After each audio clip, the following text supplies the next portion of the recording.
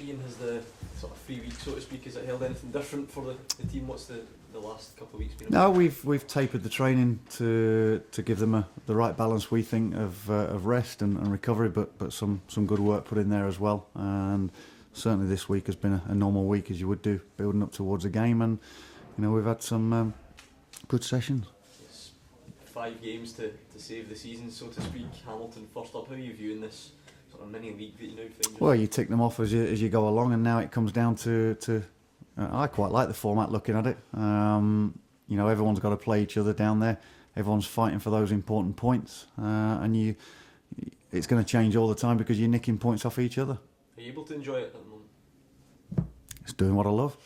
Of course you do. Yeah, I enjoy it. Any scenario, whether you're battling up the top, you're battling down the bottom, they come with their own pressures, and that's why you're in the job. You've got to accept that this is what it's. There's not too many that can achieve and can win all the time. So at times you've got to deal with some downward spirals. Have you experienced life at the bottom end of tables before? Yeah, as a player, as a coach, both those scenarios, and I know what it's like as a player and what it can be. Questions can be put at you all the time, and you as a player certainly you've got to take yourself out of it, get yourself away from thinking about things, talking to the press, reading the press, listening to radio and TV shows, and just solely focus on what's right to get you through a game. What does it take then to get away from the wrong end of the table? You need to be strong mentally. You need to be very, very positive in what you do. You've got to believe in your own abilities and your teammates' abilities, and we've got that strength in character. We've got a real good work ethic as a group of players. And there's been no signs of any stress whatsoever for me. Were you successful more often than not? Yeah, there's been successes there. Yeah. I'm not going to say I was relegated as a player. It was a horrible, horrible feeling, and one that makes sure that you don't want to taste. And again, it's possibly new to this club for a while, and we've got to make sure that we come out the right way. Did you sense at that point when you were a player that it was slipping away from you and you just couldn't turn it around? Can't remember that far back as if it was no, I've never given anything up. When there's a chance, when you've got points to play for, when there's a real sense of being able to grab those around you and pull them down, then for me there's never been a defeatist attitude on it.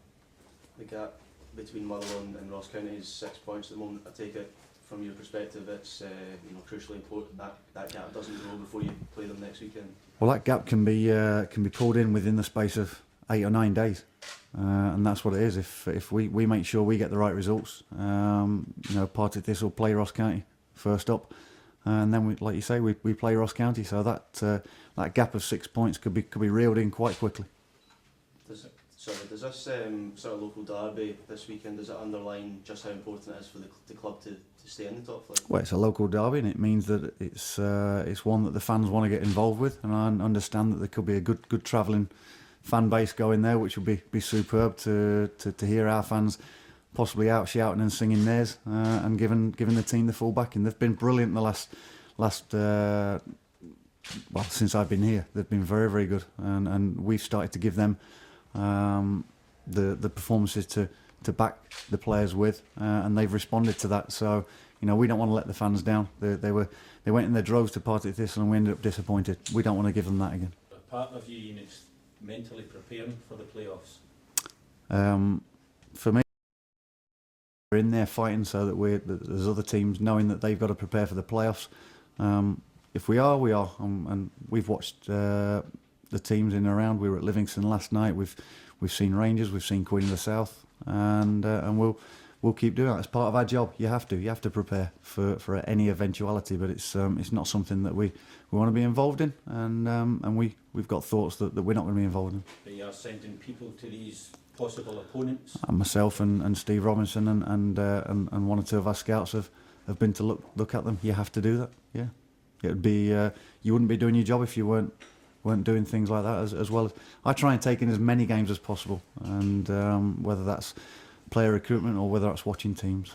Do you feel the Premiership side in this equation's been underestimated a little bit? A lot of talk seems to be focused on which out of Hibs and Rangers but will come up? As if it's a given? Do you feel as if there's still a lot of fight left in whichever team will be? Well, whoever's involved in the playoffs, it'll be 4 teams battling it out.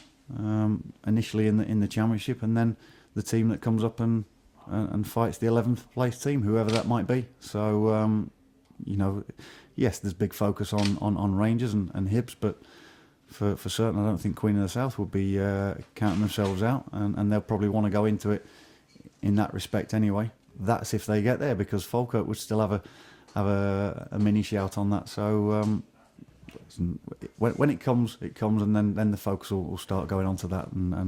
But at the moment, we're purely focusing on Hamilton and making sure that we're not in that 11th spot. Just off on a bit of a tangent, do you agree with the club's stance on trying to reduce the playoff cash levy, as they call it, from 50% to 25%? Do you know, I haven't even gone down that route. The finances side is taken care of by owners and directors. Yes, I understand certain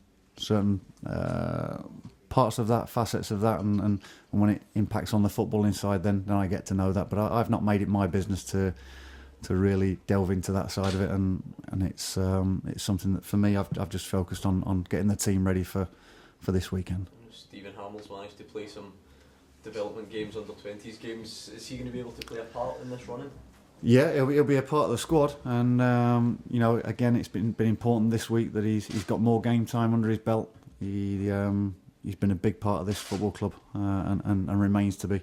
And if we can utilise him, then great. We're not going to push him. When his body's not quite ready, but he feels more confident mentally. He's getting stronger. He's able to do things now that he knew he wasn't when he first came back after his first surgery. So again, for him, that's important that he's been able to get these games under his belt and getting that sharpness back, and to where everyone knows Stevie Hamill is, and he could be a big player for us going forward. Is he in the squad for tomorrow night? That's yet to be seen. But he played at Ross County the 20s. Whether he's had enough game time or actual quality sessions to enable him to go into a full-blown game yet has not been decided upon. But he'll be a part of us. Have you got any injuries? No, what this period has given us again is more time to give those who are carrying niggles that little bit of rest, and we've had a full complement training with us over this past week, so no, that's good. Aside from Ian Vigors? Apart from Vigs, and Paul Lawson that picked up an injury during that period last week.